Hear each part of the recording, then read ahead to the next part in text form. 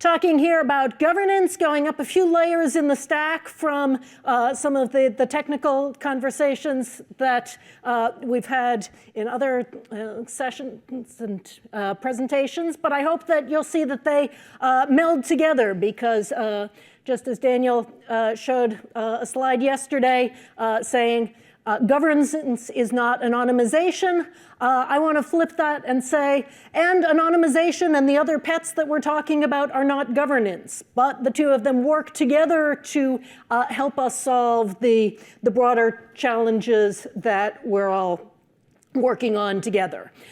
So I'm looking at questions of identity management, identity being how we present ourselves, how we work with the various entities that we are presenting ourselves to. Identity puts the individual at the core, autonomy and agency.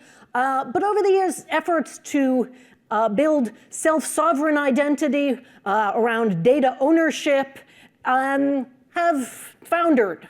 We've seen dozens and dozens of them, and we still don't have our personal data stores and our abilities to take our identity everywhere we choose. We have sign in with, insert your large entity here. We have some federated systems that are starting to see greater interoperability. We still don't have the nirvana of a privacy-respecting, user-centric, bring your identity with you and present the pieces that you want as you want them. And part of the challenge of doing that is that identity is also relational. You can't be a guest without a host. You can't be a client without a company or an attorney or a patient and a doctor. And in each of those contexts, some of the identity comes from and some of the attributes come from the counterpart and some from the individual. And those people who hold the other end of the relationship can combine that information. And so all of the privacy preserving techniques that you can apply to individual pieces of data still face the challenge of re-identification and linking on the other end, if you don't have a governance framework to help manage what happens with those pieces of information once they leave the one-to-one relationship and reach the broader ecosystem. So in governance, we're talking about a framework for coordination and trust, a framework that lets the individual who brings those pieces of identity trust that those who use, have access to the components will use it fairly, will use it as they request, with the purpose limitations that they want to impose on it. And that requires a framework that has enforcement and rules to manage the trade-offs, to explain to the individual where their choices can be effective and not. And so as I said, we can do some of that in technology. We've heard lots of good pieces of technical control that are an essential part of designing the overall system for privacy management. And we also need systems of rules to complement those and make and enforce the privacy promises across contexts. Governance, sometimes we refer to governance within an organization as your process of managing data for compliance. Here I'm talking about governance in a systemic context, the rules among the multiple participants and beyond the bounds of a single organization. And specifically, I'm talking about multi-stakeholder governance. This is what Gemini drew for me when I asked for multi-stakeholder.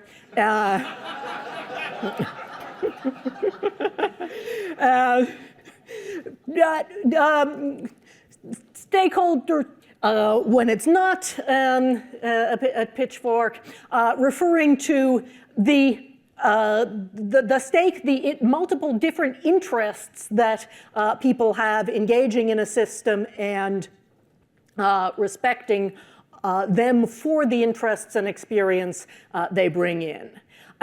So I want to give a little bit of internet history here.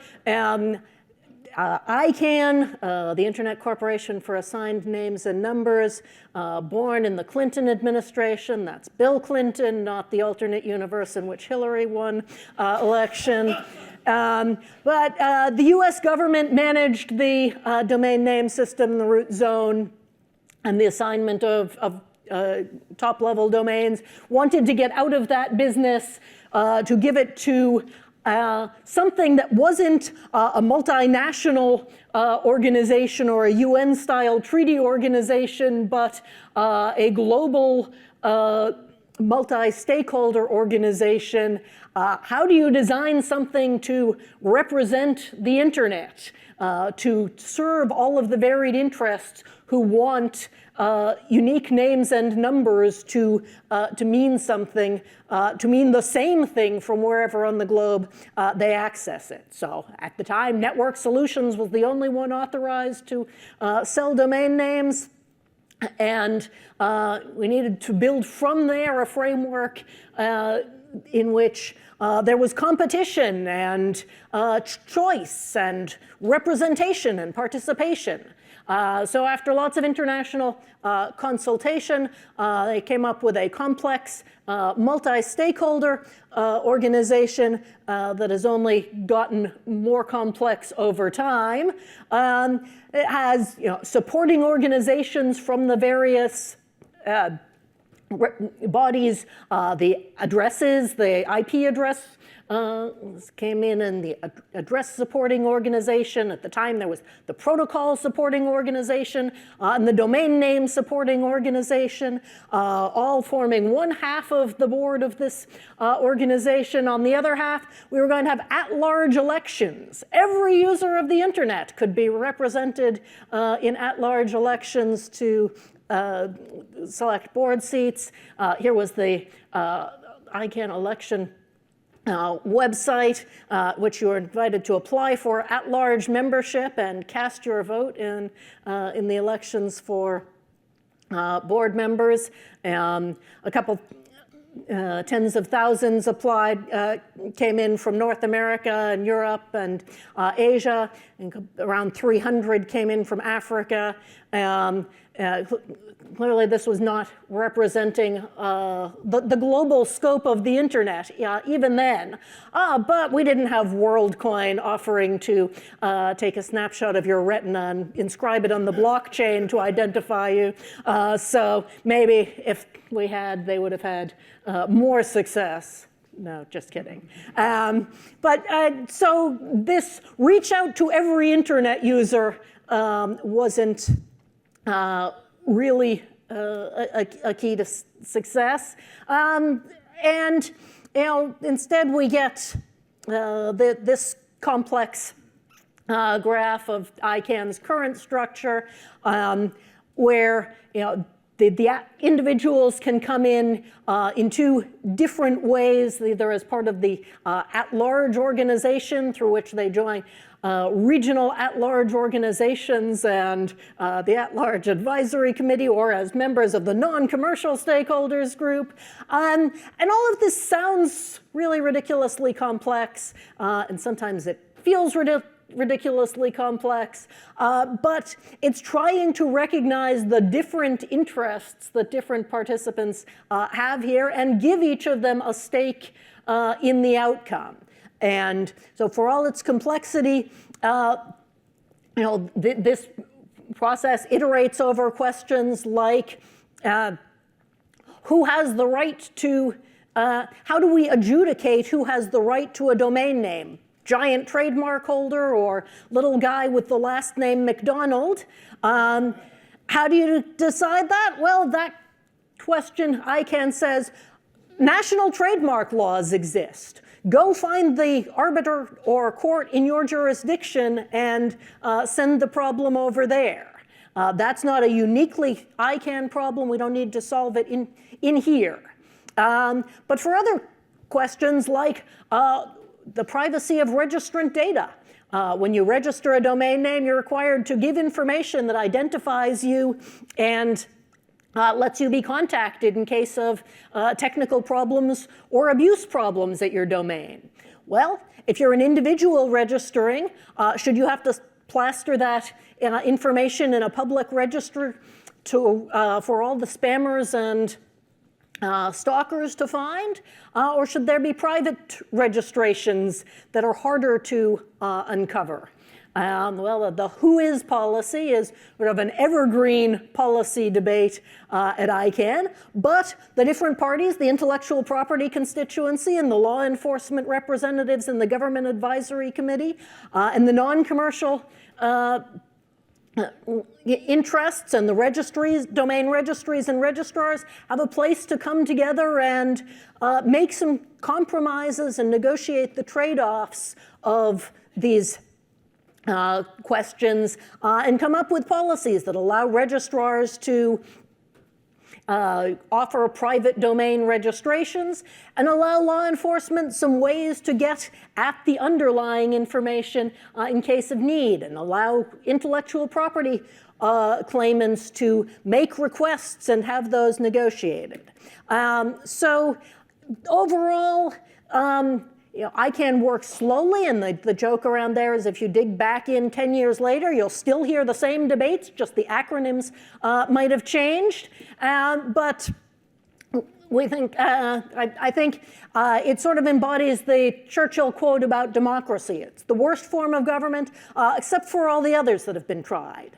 And it manages to work reasonably well. So I think what multi-stakeholderism works because it embodies participation as a way of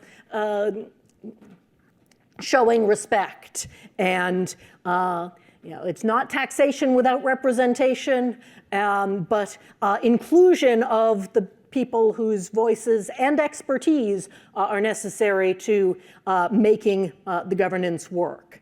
So I think multi-stakeholderism works when we've got open, transparent processes, complex as they may be.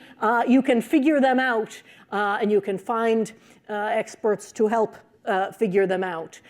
We've got a bounded scope and corresponding authority so that you can solve your problems within the zone of the multi-stakeholder organization. When you match the grounds and incentives for participation and compromise so that it's better to be participating within the multi-stakeholder organization than threatening to take your problems elsewhere and lobby a different source of authority to close down.